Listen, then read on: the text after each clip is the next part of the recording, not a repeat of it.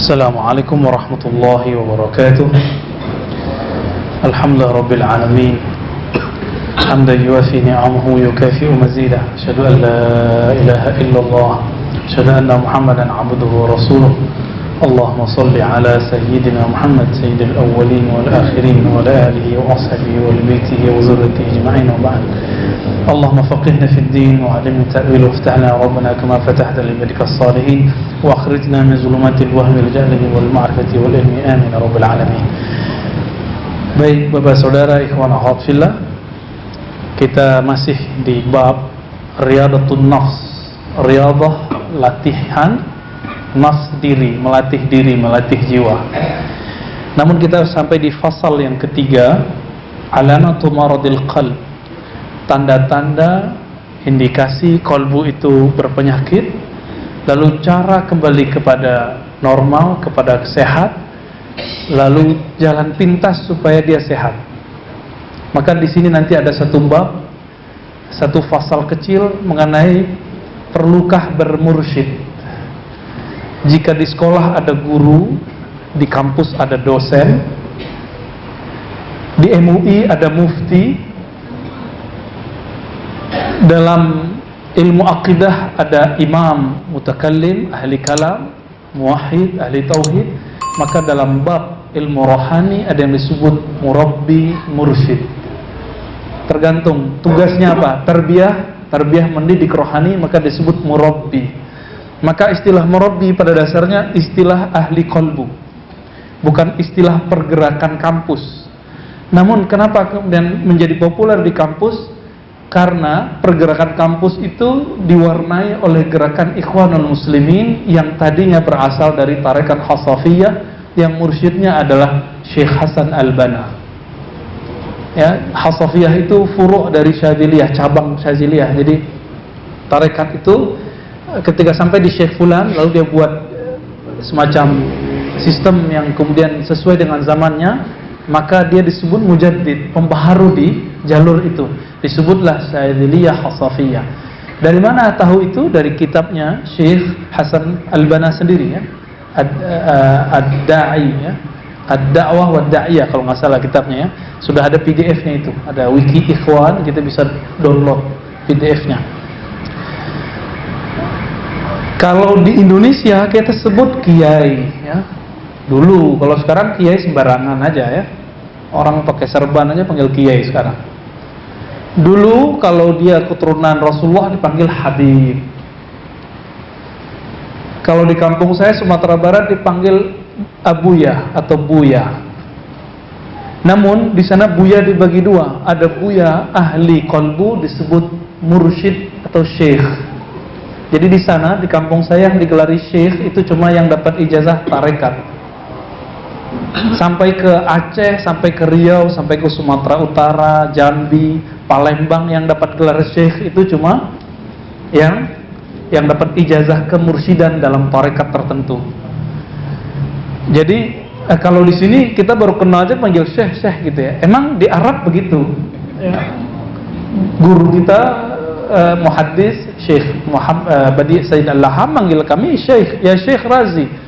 Ya, saya kaget dipanggil Syekh Razi. Tadinya udah GR duluan, ya.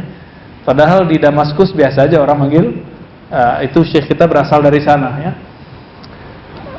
Lalu jadi perkampung beda. Kalau di India, Pakistan, Bangladesh dipanggil mula atau maulana. Dan itu gelar itu dipakai di Persia, dipakai di Turki. Maka kalau kita ketemu masyayikh sana kita panggil maulana. Bahkan kalau di Uzbek itu sebagian manggilnya Ka'batullah, Babullah. Itu sebutan-sebutan guru. Ka'batullah artinya poros. Kalau ingin mendekati Allah, maka belajarlah kepada orang ini, mendekatlah kepada orang ini. Kalau di daerah Melayu hampir semuanya menyebut tuan guru, ya. Tuan guru. Tuan guru ternyata dari bahasa Arab, Sayyidi Syekh. Sayyidi tuanku, Syekh guru. Sama, ya. Nyampe di Betawi itu dulu nggak ada gelar kiai, yang ada cuma muallim. Maka dulu ada kita kenal muallim Syafi'i, muallim Azhari, muallim Jauhari, muallim Marzuki, ada namanya Syekh Marzuki, itu keturunan Thailand, tapi udah turunan kesekian, maka dia disebut Syekh Marzuki Al-Batawi As-Siyami At-Thailandi, gitu sebutannya. Saya ketemu nama beliau itu di daftar guru dari gurunya Syekh Yasin. Jadi Syekh Yasin berguru ke ulama Sarawak, namanya Syekh Syekh Yasin punya guru Syekh Marzuki. Syekh Marzuki berguru ke ulama Sarawak, Syekh Utsman Sarawak, ya. Jadi terhubungnya dari jalur itu. Jadi ternyata mereka menyebut ahli hadis Syekh. Dalam tradisi ahli hadis, orang dapat ijazah dah Syekh, ijazah aja, ya. Dan ini beda-beda. Jadi teman-teman semua, ikhwan akhwat fillah, kawan-kawan, perbedaan tempat, beda istilah, ya. Kalau orang selesai disertasi, diuji, gelarnya doktor. Di mana tuh? Di kampus atau di surau atau masjid? Di kampus. S2 magister, ya. Bisa nggak saya belum selesai doktor terus dipanggil doktor, terus dikasih dalam kurung CA, kandidat? Itu bohong, nggak boleh sebenarnya, nggak usah. Maka antum semuanya mursyid, syekh dalam kurung kandidat gitu ya, nggak usah. Untuk apa gelar itu? Kalau memang kita nggak punya, tapi kalau orang nulis ya, kalau perlu kita tegur, saya belum gitu ya. Malu nggak? Saya sebelum dulu doktor, ditulis orang doktor, saya malu dipanggil doktor, karena itu bukan makomnya kita. Begitu juga dalam tradisi ilmu rohani. Di ilmu rohani itu juga ada latihannya, ada ujiannya, ada pekerjaan rumahnya, ada disertasinya, tapi bukan disertasinya nulis, tapi nulisnya di kolbu, ujiannya di kolbu. Maka orang-orang yang lolos itu dikasih ijazah sama gurunya. Ijazah itu disebut ijazatul irsyad, ijazah sebagai mursyid. Dikarilah misalnya mursyid, syekh, begitu ya. Jadi nanti akan ada bab di situ. Oke teman-teman, sebelum sampai ke sana, pengantarnya adalah apa kata beliau, Syekh Ibnu Qudamah Al-Maqdisi, yang meringkas karya Imam Ibnu Jauzi. Ibnu Jauzi meringkas Ihya Ulumuddin. Apa kata beliau? Kullu 'adwin khuliqa li fi'lin khas. Semua anggota tubuh ini, anggota batin bahkan, dia punya tugas yang beda-beda. Maka ketika cara cek organ kolbu saya itu bermasalah enggak? Fa'alamatuhu, ciri-ciri kalau dia bermasalah, ada penyakit di dalamnya, ayyata'azzar minhu dzalikal fi'l, dia terhalang atau tidak sanggup untuk menunaikan tugasnya. Tugas kolbu apa?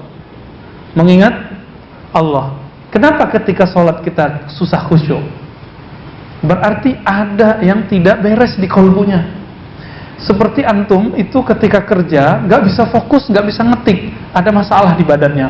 Mungkin badannya nggak sehat, atau pikirannya lagi terganggu, lagi stres. Maka yang harus dilakukan apa? Rehat sebentar. Ada rehat yang bisa dibuat sendiri, ada yang tidak. Kalau sakitnya sudah parah, harus diinap, itu cukup nggak pakai Panadol? Cukup nggak pakai habatus sauda? Cukup nggak pakai ruqyah? Enggak, harus datang ke dokter. Datang ke dokter. Begitu juga ketika kolbu itu sudah berhari-hari tidak khusyuk, mesti cari guru yang bisa mengajarkan khusyuk. Kolbu itu nggak konek-konek zikir kok nggak enak, zikir kok nggak enak, baca Quran kok nggak nikmat. Antum itu udah wajib. Kalau nggak disebut zalim. Nah ini makna dari sini. Kalau tidak, maka ada indikator kalau kolbu itu sudah dikuasai oleh cinta selain Allah Ta'ala. Kolbu yang sehat cintanya cuma kepada Allah, cenderung cuma kepada Allah. Ketika kolbu sudah tidak cinta kepada Allah, maka dia mengalami penyakit-penyakit rohani yang lain. Maka dulu katakan, ya, kita loncat aja kalimatnya, annal insana arafa kulla syai'. Seandainya manusia itu mengenal segala sesuatu, lakin lam ya'rifillah, tapi tidak kenal Allah Ta'ala, ka'annahu lam ya'rif syai'an. Sama aja dia dengan tidak kenal sesuatu. Teman-teman semua, Nabi Allah Adam alaihissalatu wassalam, Allah ketika mengatakan wa 'allama Adam al-asma'a kullaha, kami ajarkan semua nama kepada Nabi Adam. Tapi sebelum itu Nabi Adam itu mengenal Allah dulu. Kalau kita kan kebalik, kenal alam dulu baru kenal Allah. Itu namanya metode filosof dan ahli kalam, ahli akidah, ahli tauhid. Melihat alam, melihat teks, melihat tulisan, kemudian ada teori tentang Allah, atau alam ini bukti Allah. Ini beda ahli qalbu dengan ahli akidah. Ahli akidah kita sebut ahli kalam, Muslim teologi Muslim, teolog Muslim. Mereka buat hujjah akliyah, alasan-alasan rasio. Misalnya alam ini ada, pasti ada yang mengadakannya. Siapa yang mengadakannya? Oh, nggak mungkin kamu, nggak mungkin gitu. Akhirnya sampailah kepada Allah. Itu namanya hujjah akliyah. Mengenal Allah tapi bukan dari Allahnya, tapi dari makhluk Allah. Sama dengan kita mau mengetahui suatu makanan, misalnya kita mau tahu namanya, kalau di Betawi minuman apa tuh namanya? Bir peletok. Mau tahu bir peletok, tapi kemudian nggak ada contohnya. Akhirnya kita kasih tahu, bir peletok itu mirip kayak jahe, tapi dikasih pewarna alami dari pohon tertentu misalnya. Rasanya kira-kira begini. Lalu kita ingat, kira-kira, oh iya. Akhirnya masuk dalam pikiran, ini yang disebut ma'qul, dapat dicerna oleh akal. Teman-teman semua, beda. Ketika antum mau mengenalkan bir peletok sama saya, terus bawa langsung, nih loh Ustaz, bir yang halal, kan aneh tuh, bir kok halal? Lalu saya coba langsung, terasa, ini perlu penjelasan nggak? Justru saya yang akan jelasin nanti. Rasanya begini ya. Nah, ini bedanya antara ahli qalbu dengan ahli akal. Kira-kira lebih keren yang mana? Lebih kok keren yang qalbu. Kenapa orang nggak mau naik ke situ? Kenapa kita berhenti di arogansi intelektual kita? Gelar S1, gelar S2, saya kiai, saya ustadz, saya jago baca kitab, saya seorang eksekutif muda, bla bla bla. Kenapa kita berhenti di situ? Kok nggak mau naik? Makanya khusyuk nggak nyampe, karena khusyuk nggak bisa pakai akal. Akal itu tidak punya tugas namanya khusyuk. Akal itu harus liar. Dia harus mikir, nanya terus. Jadi antum itu kalau masih nanya, sebenarnya bentuknya gimana sih, rasanya kayak gimana? Karena barangnya belum ada. Perlu ada analog. Tapi ketika kita sudah mencoba, pertanyaan hilang. Benar? Ya. Nah, ini ahli qalbu. Maka dikatakan di sini, orang yang tidak kenal Allah dengan Allah itu sendiri, ka'annahu lam ya'rif syai'an. Dia sebenarnya belum kenal apa-apa. Ya. Lalu apa kabar yang kurang enaknya dari kitab ini? Wa mardul qalbi khafiyun. Penyakit kalbu itu tersembunyi. Kalau kita datang ke dokter bilang kamu punya penyakit di dalam. Apa di dalamnya? Bisa di jantung, bisa di paru, bisa di macam-macam. Ribet nggak tuh? Cara ngeceknya, masuk lab dulu, diperiksa lagi, nunggu lagi hasilnya, diagnosanya panjang.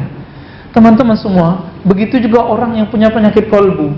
Itu dokter umum nggak tahu, sama ustadz umum nggak tahu ilmu tentang penyakit kalbu.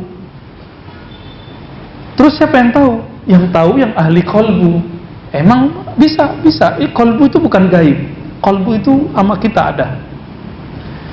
Seperti saya misalnya, anggap saya jago bahasa Arab, lalu antum ada yang buka muqaddimah, innal hamdulillah, benar apa salah? Innal hamdulillah, benar apa salah? Yang ngerti bahasa Arab bilang salah. Kenapa? Inna bikin huruf kasrohnya bukan kasroh, hukumnya menjadi mansub. Alamat mansubnya berbaris fathah. Innal hamda lillah, gitu. Ketika ada orang baca innal hamdulillah, bisa jadi kemungkinannya dia salah kalau sesekali. Tapi kalau tiap kali pembukaan muqaddimah innal hamdulillah, ada masalah nggak? Ada masalah. Saya dengar seorang syekh, dia ketika membuka doa, ya badi'us samawati wal ard, itu bisa benar kalau dia ngerti nahu. Cuma nahu yang standar dia itu salah, harus pakai ya badi'as samawati wal ard. Tapi kalau nahunya levelnya agak tinggi dikit tuh bisa dibenerin nanti, bisa dengan benar, tapi harus ada yang berubah dikit. Ya badi'u atau ya badi'un samawati, ya samawati itu menjadi objeknya. Namun itu nggak lumrah, ya. Maka teman-teman semua, ketika saya tahu itu salah, orang ini nggak ngerti nih, apakah itu alam gaib? Enggak. Suatu kali saya mimpin sholat, disuruh sama guru saya, mursyid saya punya mursyid, ya.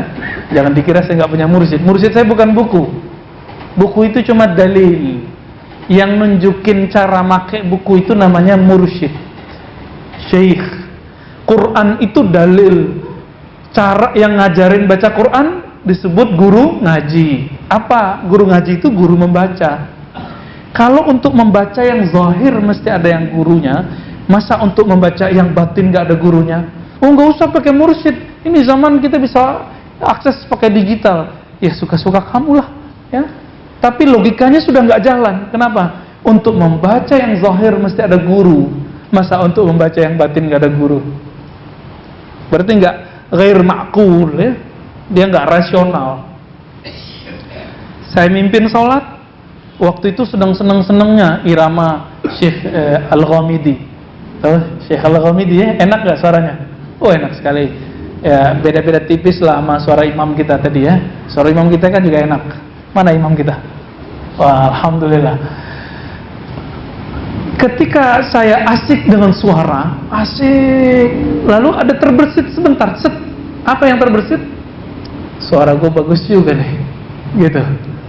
Terbersit set, sebentar aja, lalu saya lawan, tapi nggak bisa ngelawannya, keasikan. Akhirnya selesai sholat, guru saya tegur, sholat itu jangan riya, baca itu karena kamu di hadapan yang menurunkan Quran itu sedang memandangmu, sedang mendengarmu. Gemetaran juga gitu-gituin, ya.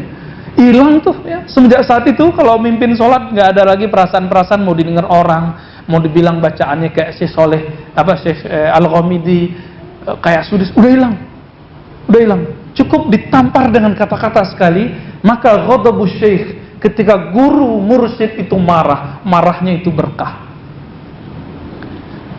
Jangankan itu, ya.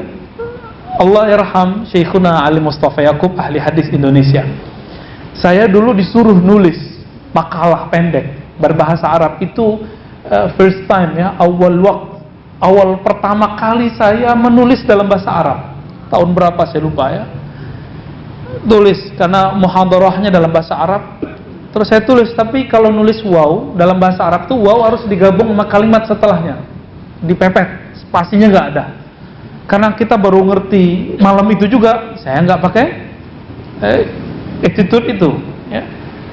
Kita ajukanlah ke Kiai Syekh Ali Mustafa Yaqub. Itu makalah cuma dilihat bentar langsung dibanting. Walaupun yang dibanting itu kertas, tapi jantung saya sampai sekarang itu ingat.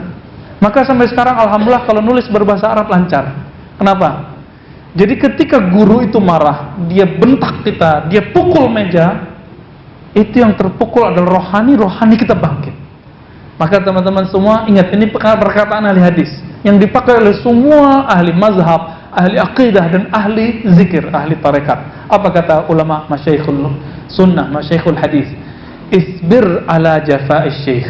Salah satu adab berguru adalah sabarlah terhadap sikap keras dari seorang guru.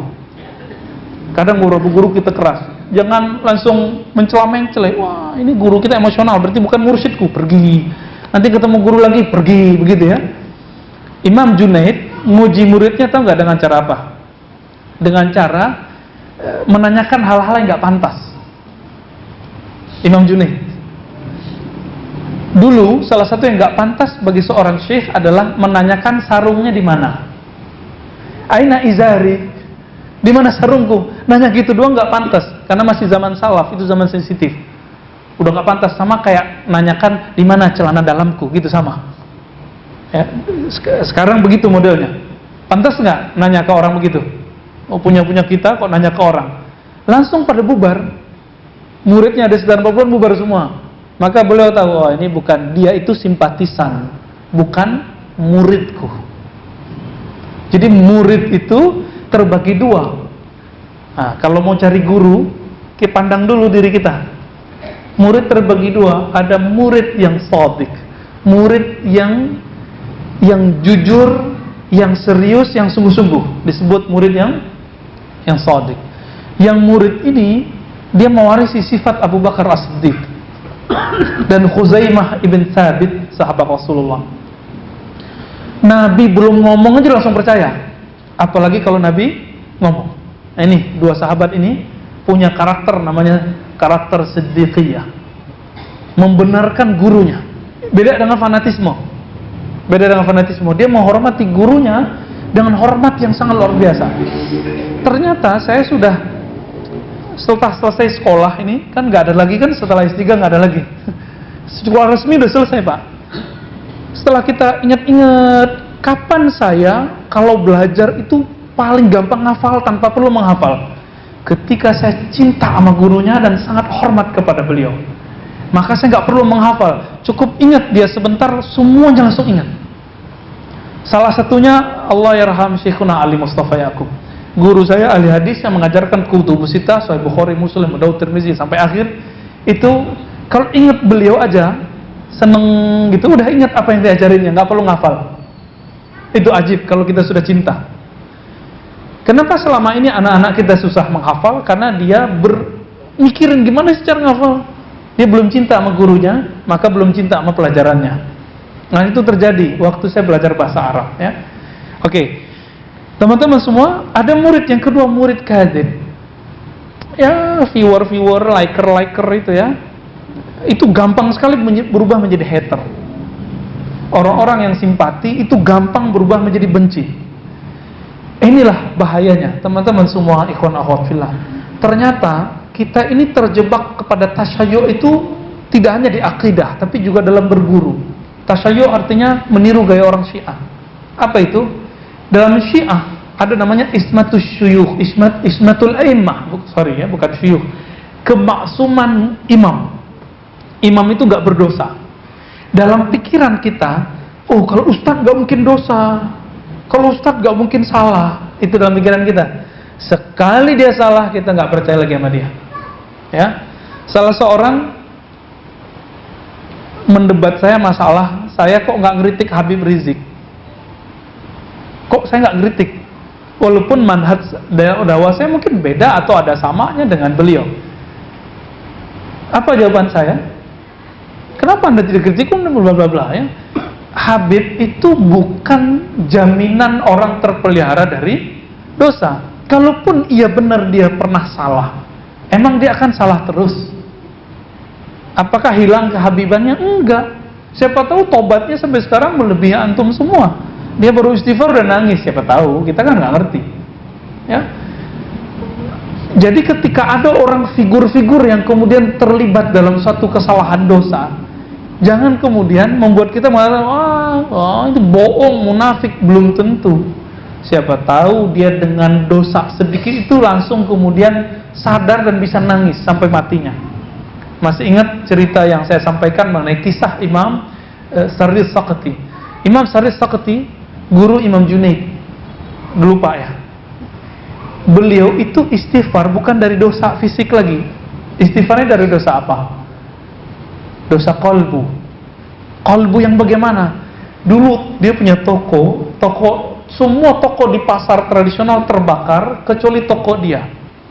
Lalu murid-muridnya datang, "Tuan guru, ihtaraqatis suq." Pasar terbakar. Illa malaka, kecuali milikmu. Lalu dia mengatakan, alhamdulillah. Bener ya? Kayaknya bener ya? Semua terbakar kecuali enggak punya kita. Kita bersyukur ya? Ternyata secara ilmu rohani itu dosa. Kenapa kita senang saat orang lain susah?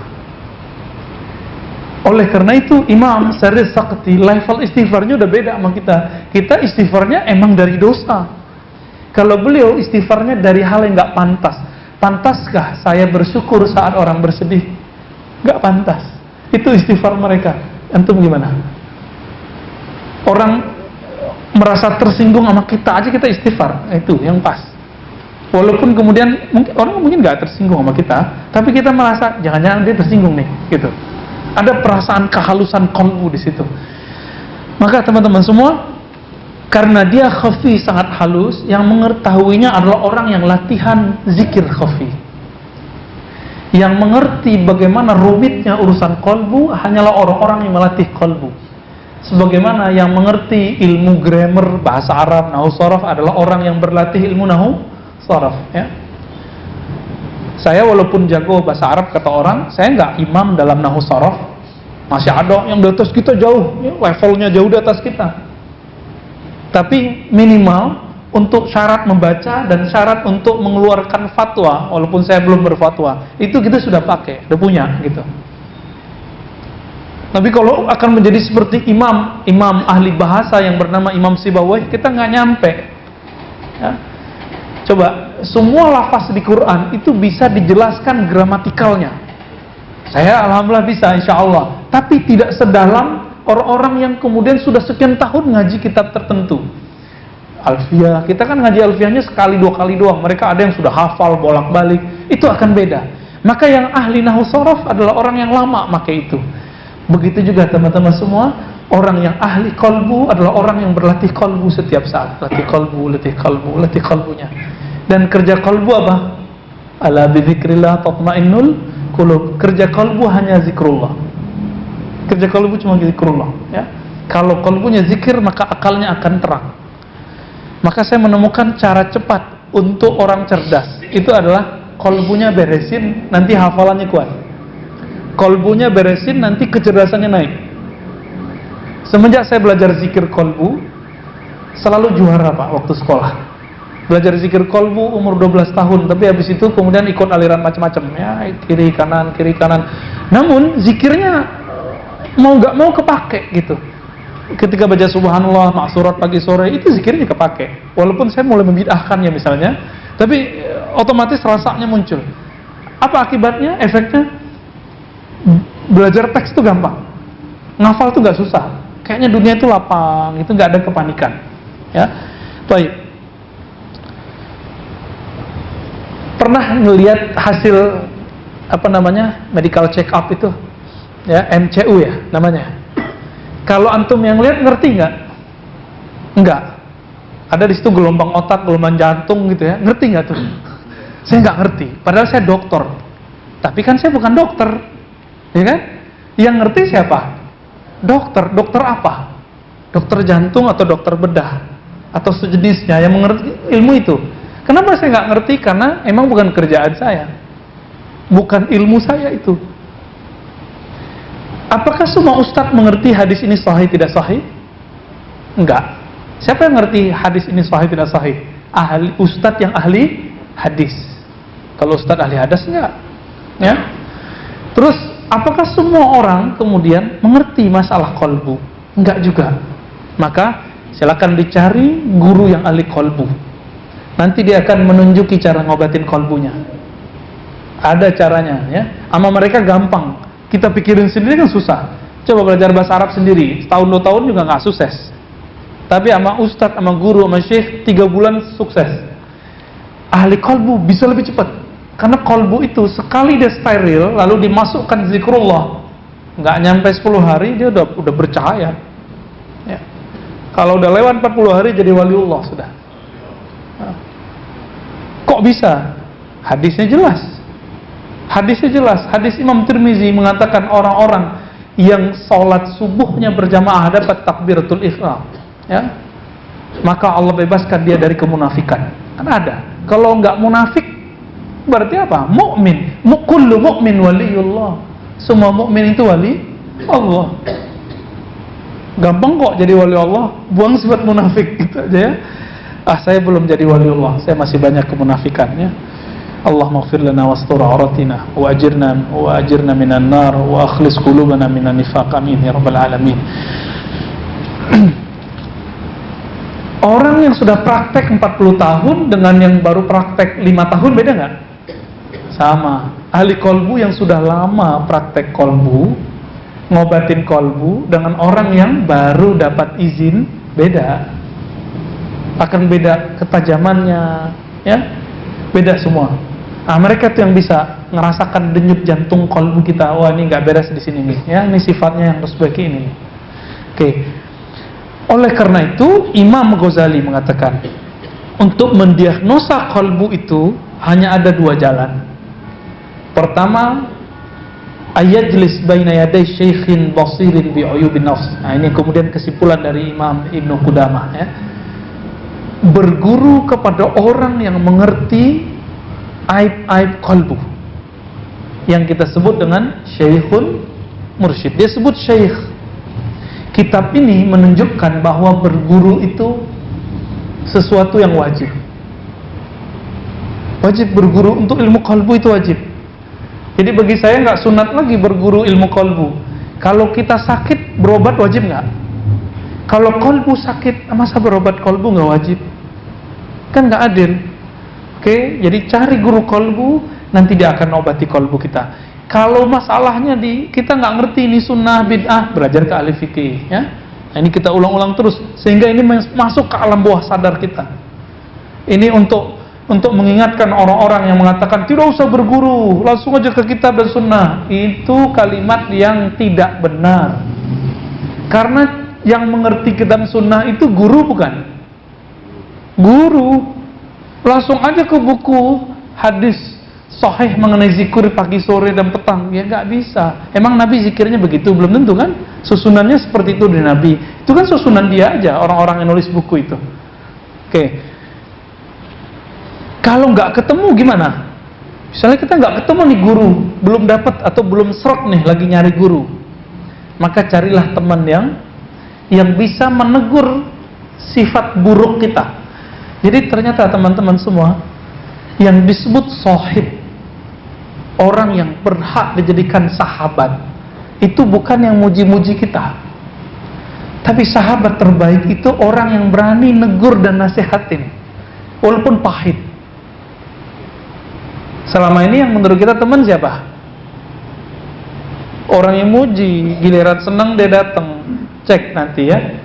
Ketika kita terpuruk, dia masih ada nggak sama kita? Kalau dia nggak ada, dia bukan teman. Ketika kita terjebak salah, lalu dia ingetin, ini sahabat kita bener ini. Kalau nggak ketemu mursyid, carilah sahabat yang seperti ini. Namun ketemu sahabat begini gimana? Susah nggak? Kayaknya susah ya. Ciri-ciri antum bisa jadi sahabat, kawan, tidak membicarakan keburukan kawan di belakang. Udah level itu belum? Kalau sudah level itu, antum paling berhak menjadi asisten syekh ini. Ya, walaupun gak ketemu mursyid, dia bisa menjadi khalifahnya. Ya. Apa kata Sayyidina Umar radhiyallahu ta'ala anhu? Ini level Umar loh ya. Rahimallahu mra'an ahada ilaina uyubana. Sungguh dapat rahmat Allah, beruntunglah orang-orang yang menunjuki kami, mengajak kami, mengajarkan kami, mengingatkan kami aib-aib kami. Maka bermursyid menurut saya itu wajib ya. Kalau kita ketemu dokter cuma dinasehatin atau dikasih obat? Dikasih obat nggak? Mursyid itu bedanya sama ustadz di situ. Ustadz itu pinter ceramah. Tapi kalau mursyid nggak pinter ceramah biasanya. Ada yang pinter ceramah, ada yang nggak. Maka dia akan kasih obat. Nih, amalkan ini, atau dia akan tunjukkan cara mengobati diri. Itu yang disebut resep obat dari mursyid. Maka Imam Abul Hasan Syadzili dinukil oleh Abul Abbas Al-Mursi, kemudian diulang lagi Ibnu Athaillah Sakandari. Apa kata mereka? Syekhuka, gurumu itu bukan yang nyuruh-nyuruh kamu banyak amal, zikir 1000, bukan. Gurumu yang jika dia suruh kamu bahkan lebih dari 1000, 2000 terasa ringan bagimu. Itu berarti guru kita. Jadi kalau kita masih mikir nih banyak amat, berarti kita belum ketemu orang yang bakal jadi guru, atau kita belum kenal sama diri sendiri. Maka teman-teman, Kalau ketemu ahli kolbu, pasti dia akan ngasih itu. Namun ahli kolbu ini sama kayak dokter, ada yang ketat, ada yang tidak ya. Imam Sya'rani menyebutkan beberapa jenis-jenis gurunya. Ada gurunya itu sampai meninggal cuma punya murid yang dia talqin zikir satu doang. Satu doang, Pak. Ada guru, kata Imam Sya'rani, yang dia baru ngangkat muridnya, itu siapapun yang ketemu langsung dia terima. Oh, itu beda lagi tuh.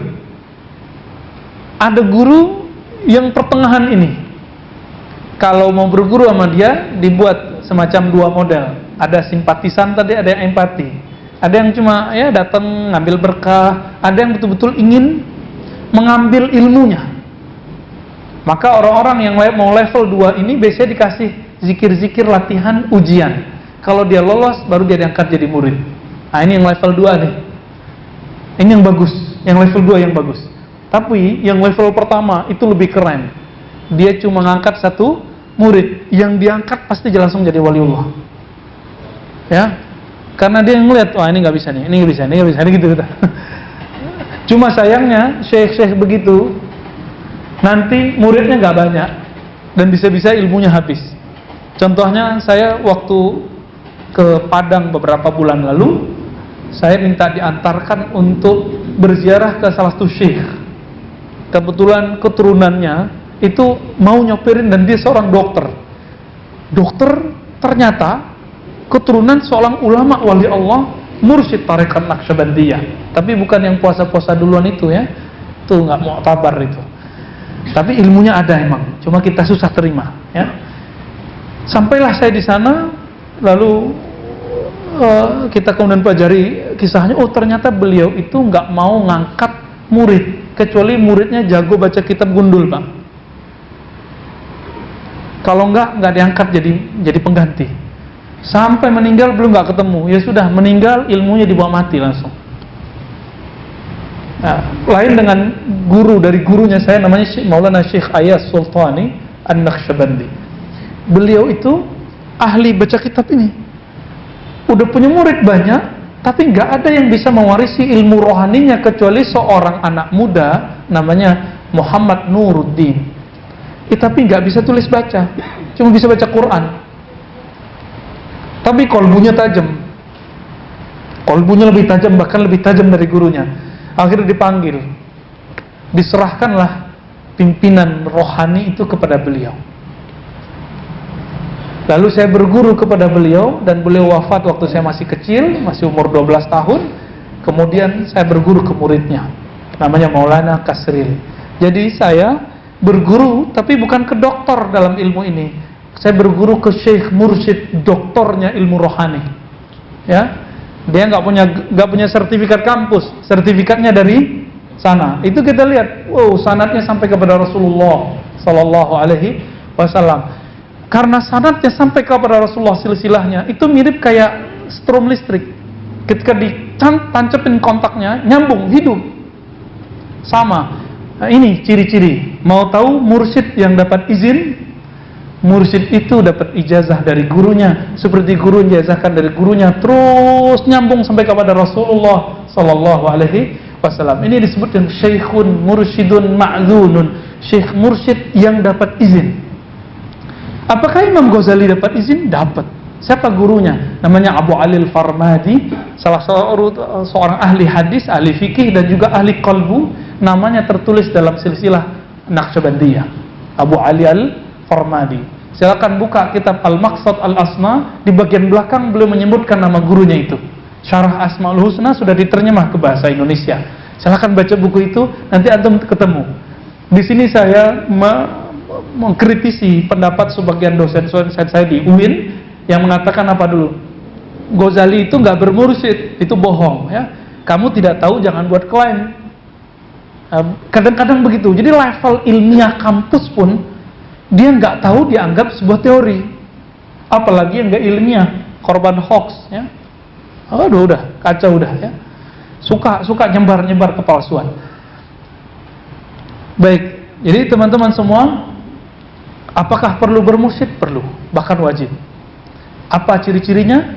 Ciri-ciri guru yang bisa membimbing kita kepada Allah, ciri-cirinya sederhana. dia nggak mesti berkopiah kayak saya, begini ya, berjubah, nggak mesti. Tapi dia dapat izin dari gurunya terus sampai kepada silsilah Rasulullah. Ya. Suatu kali ini sebagai penutup, satu kali guru saya menceritakan ada seorang anak muda diangkat menjadi mursyid oleh guru sebelah tarekat yang lain. Tapi si mursyid muda ini ketika ngajar zikir nggak ada efek kepada muridnya, nggak ada rasa bergetar kalbunya. Itu kalau zikir nyambung kepada Rasulullah, maka ayat surat Al-Anfal kena. Idza dzukirallahu wajilat qulubuhum. Jika disebut nama Allah, kalbu bergetar. Bergetar itu bukan maknanya orang azan terus kita terpanggil ke masjid, itu beda lagi. Itu bukan bergetar, itu namanya terpanggil. Bergetar itu wajilat. Sebut nama Allah, ya, itu ada getarannya. Dan itu bisa bikin merinding semua tubuh ini. Disebut taqsya'irru minhu juludul ladzina yakhshawna rabbahum. Dalam surat Az-Zumar ayat 23. Bahwa merinding itu benar, bukan dari syaitan. Ya. Ada orang yang karena merinding itu pingsan, ada kalau nggak kuat.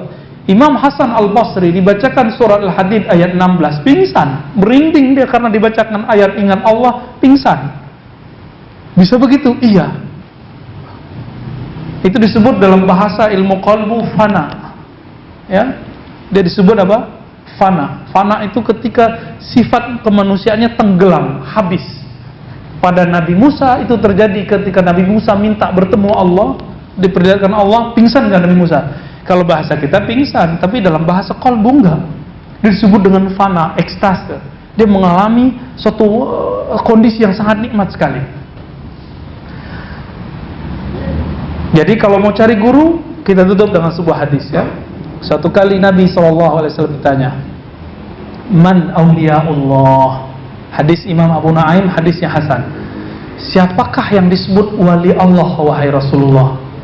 Berarti kalau kita terjemahkan, siapakah yang dapat membimbing hatiku kepada Allah? Siapakah wali Allah itu kan kekasih Allah?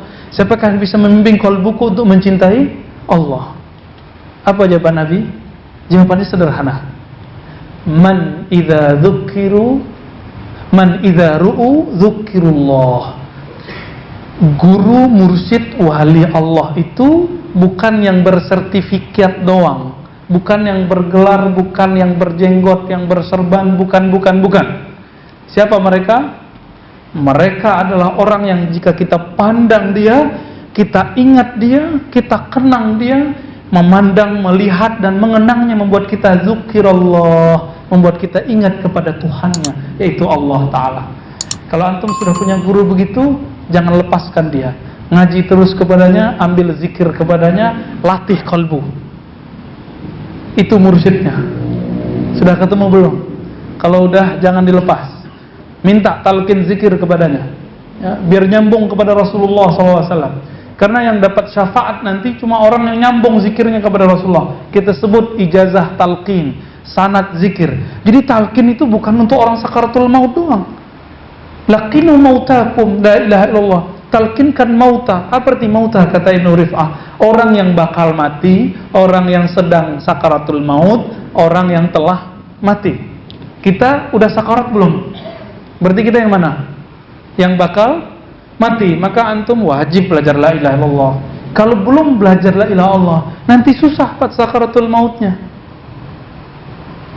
Nggak bisa diajak keluh, nggak bisa diajak. Nah, maka salah satu dari kakek saya, nenek saya ya, itu ketika dia sebelum wafat dia bilang ke mbah saya itu, dia bilang, kalau aku sakarat nanti kamu sudah lihat tanda-tandanya, tolong ingatkan aku, kasih tahu. Masih ingat nggak zikir yang diajarkan tuan guru? Gitu doang, Pak. Tuan guru, dia ingat gurunya, ingat zikrullahnya. Ini yang disebut dengan rabitatul mursyid, rabitah ruhiyah, menghubungkan kalbu, cinta kalbu kepada guru, lalu dia sampai kepada cinta kepada Allah Ta'ala. Semoga kita bertemu guru yang begitu sehingga kita sampai kepada Allah. Allah tutup aib kita semua. Amin rabbal alamin. Sallallahu ala nabiyina Muhammad. Assalamualaikum warahmatullahi wabarakatuh. Lanjut tadi. Oke.